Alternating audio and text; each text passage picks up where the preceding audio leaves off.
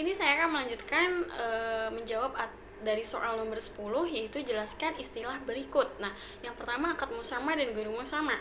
Akad musamah di sini adalah akad-akad yang sudah dijelaskan ketentuan hukumnya dalam fikih. Seperti akad jual beli, hibah, izaroh, dan syirkah. Sedangkan akad ghairu musamah itu sendiri adalah akad-akad yang belum ada ketentuannya dalam fikih.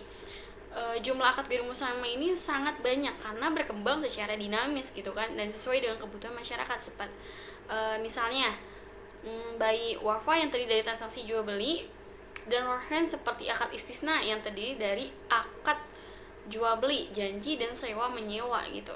Nah, di sini lanjut lagi dengan akad syakliyah dan akad ridoiyah. Dilihat dari aspek formalitasnya, akan menjadi syakliyah atau formalistik gitu kan.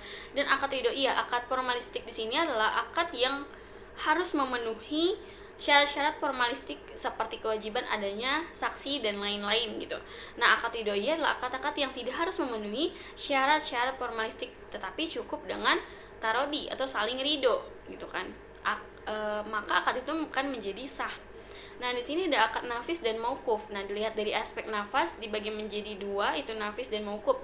Nah, akad nafis di sini adalah akad yang tidak bergantungan pada keputusan pihak akad lain atau larangan lain, maksud berlaku efektif. Nah, adapun akad mauquf itu sendiri adalah akad yang tidak langsung berlaku efektif tetapi tergantung pada ridho dan keputusan pihak lain, seperti akad fuduli, itu menjual barang milik orang lain tanpa seizinnya. Selanjutnya itu akad luzum dan jaiz ya.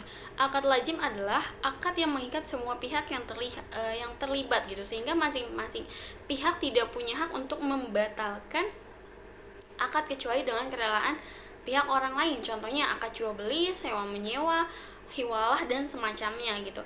Nah, selanjutnya akad jaiz atau akad ghairu lazim adalah akad yang tidak mengikat, yaitu kan artinya salah satu pihak boleh membatalkan akad tanpa persetujuan rekannya. Contohnya akad pinjam meminjam gitu, dan wadi'ah. Nah, selanjutnya ada akad tabaru dan akad mu'adoh. Nah, di sini tabaru adalah semua bentuk akad yang dilakukan dengan tujuan kebaikan atau tolong menolong, bukan semata untuk tujuan komersial atau sumbangan gitu. Nah, dana tabarut ini adalah dana yang disetorkan oleh peserta asuransi syariah dan akan digunakan untuk membantu peserta lain jika terjadi sebuah risiko tertentu gitu. Jadi pada dasarnya setiap peserta akan menolong peserta lain dalam asuransi syariah ini, dan perusahaan asuransi syariah berfungsi sebagai pengelola dana nasabah.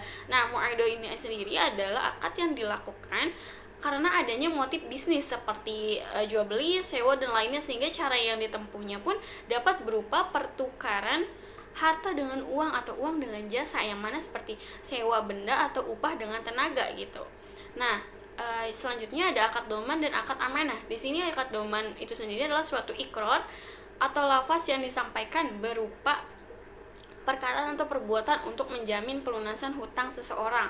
Nah, dengan demikian kewajiban membayar hutang atau tanggungan itu berpindah dari orang yang berhutang gitu kan kepada orang yang menjamin pelunasan hutangnya tersebut. Adapun pengertian dari menurut kamus istilah fikih adalah akad yang mengandung perjanjian seseorang kepada orang lain untuk memenuhi kewajiban itu sendiri yang harus ditunaikannya dengan menanggung hutang. Nah, dengan demikian wajib yang membayar hutang dan tanggungan itu berpindah dari orang yang berhutang kepada orang yang menjamin pelunasan hutangnya itu sendiri.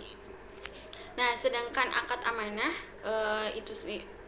akad amanah itu sendiri ya adalah akad di mana objek akad yang berpindah kepemilikan kepada pihak lain itu menjadi amanah di tangannya dan tidak bertanggung jawab atas barang tersebut, diantaranya akad ida atau titipan, i'arah pinjaman, syirkah, dan wishayah atau disebut dengan wasiat gitu kan. Nah, dalam akad wadiah misalnya saat terjadi ijab kabul dan setiap pihak telah menerima objek akad tersebut dan menjadi tujuannya, maka risiko barang tetapi menjadi pemiliknya atau si penitip itu tersebut. Nah, akad yang terdiri dari doman dan amanah seperti akad izaro dan rohan di mana objek sewa itu menjadi amanah bagi penyewa tetapi manfaat barang tersebut menjadi tanggung jawabnya.